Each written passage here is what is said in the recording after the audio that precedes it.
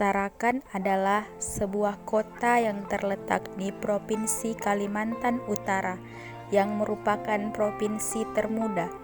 Meskipun kota kecil, tapi Tarakan mempunyai potensi yang besar. Sejak zaman pendudukan Belanda, sudah menjadi daya tarik sendiri karena mempunyai potensi ekonomi yang sangat besar.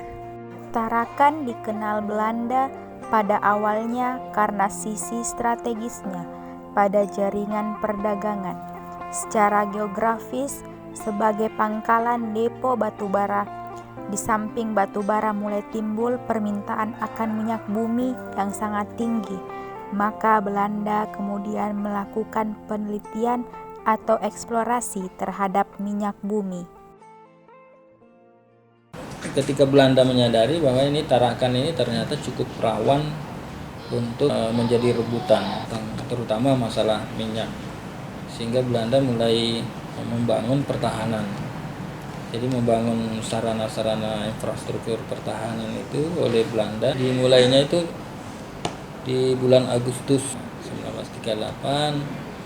Nah, itu Belanda sudah mulai membangun pertahanan ini. Pertahanannya yang dibangun Belanda ini sebetulnya dia melihat lingkungan geografisnya Pulau Tarakan, kemudian kesesuaian dengan kondisi lingkungan perairannya. Tempat vital yang mesti dilindungi itu kan untuk Tarakan itu termasuk sebetulnya wilayah pertambangannya, pertambangan minyak, kemudian pusat kota, lalu pelabuhan, kemudian bandara.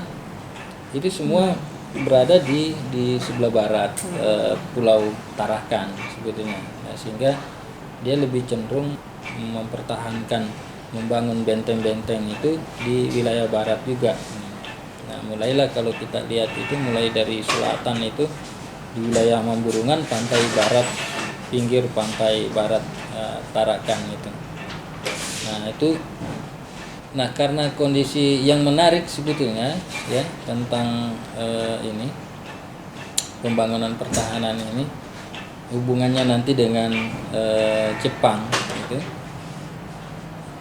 Ketika pemerintah Belanda ya, Hindia Belanda ini mengeluarkan dana untuk pembangunan benteng-benteng di Tarakan itu kan ditenderkan. Ya, karena kan pemerintah Belandanya juga tidak mungkin dia membangun sendiri, jadi ditenderkan ke swasta. Nah, artinya ditawarkan ke orang Tarakan sendiri.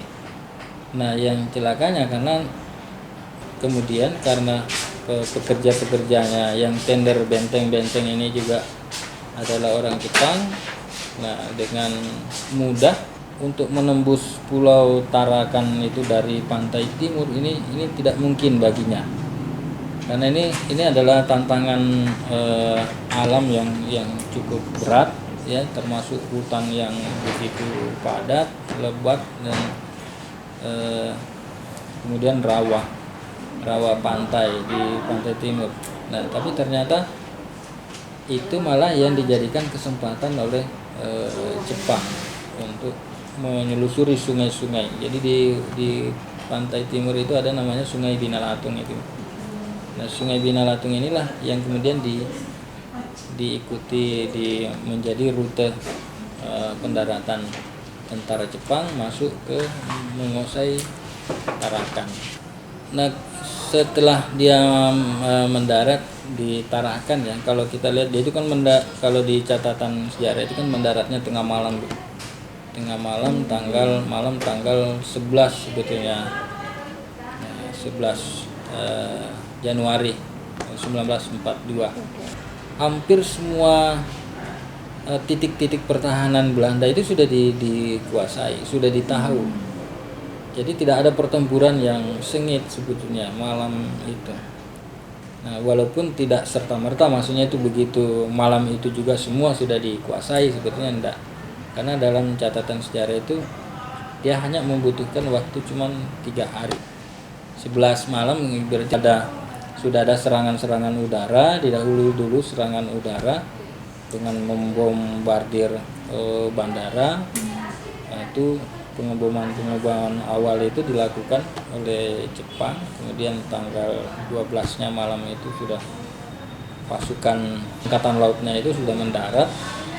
Nah, sehingga praktis di tanggal 13 itu sudah satu pulau itu sudah dikuasai, dan namanya gerakan untuk menghancurkan, termasuk menghancurkan instalasi minyak, kemudian menghancurkan peralatan-peralatan tempur yang termasuk di Mamburungan itu, tank-tank meriam-meriam artileri pantai itu diledakkan. Pada saat sebelum menyatakan menyerah untuk Tarakan, ya beberapa militer Belanda itu diperintahkan untuk membumi hanguskan fasilitas instalasi minyak gitu.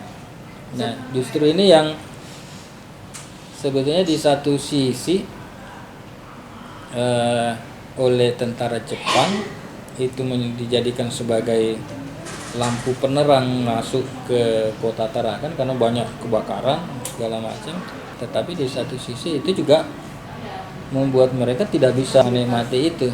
Jadi dia butuh waktu dari tahun 1942 itu butuh berapa bulan. Dia datangkan insinyur teknis dari Jepang untuk memperbaiki instalasi itu. Arahkan ke Balikpapan. Terus yang kemudian Balikpapan masuk ke Makassar dan beberapa daerah di Indonesia. Pengintai yang dibangun oleh Belanda. Kalau yang membangun oleh Belanda diserahkan oleh pihak swasta. Pihak swasta yang saya sebutkan tadi, karena Belanda sendiri pada saat itu mengalami krisis pada saat Perang Eropa. Jadi pengintai ini diserahkan pihak swasta, yang membangun adalah pihak swasta dari Jepang. Jadi ini untuk bisa mengawasi seluruh aktivitas kapal yang melintas dan untuk membedakan apakah itu kapal lawan atau kapal kawan. Jadi dari pengintai ini dilengkapi alat-alat yang bisa untuk mengawasi di sana, di aktivitas laut yang kapal-kapal melintas, termasuk teropong. Dari pengawas yang menggunakan teropong ini akan membedakan, jadi kalau kapal lawan mereka akan memberikan informasi kepada pengawak meriam untuk memberikan perlawanan. Jadi penyerangan terhadap kapal lawan itu jangan sampai mereka masuk lebih dalam untuk menguasai, untuk masuk ke wilayah Tarakan yang telah dikuasai oleh Belanda. Meriam ini fungsinya untuk pertahanan Belanda untuk menghalau kapal-kapal yang masuk melalui perairan Selat Tarakan ini atau perairan Tarakan ini yang mau menguasai wilayah Tarakan. Jadi meriam ini ada koneksitas atau hubungan dengan tim pengintai. Ceritanya jadi dulu untuk Tarakan ini kan pernah dikuasai oleh penjajahan Belanda.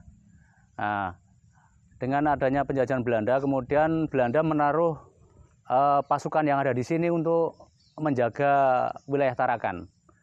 Jadi dengan adanya pasukan tentunya akan dibutuhkan logistik untuk mendukung kebutuhan mereka, terutama prajurit-prajurit Belanda yang ada di sini.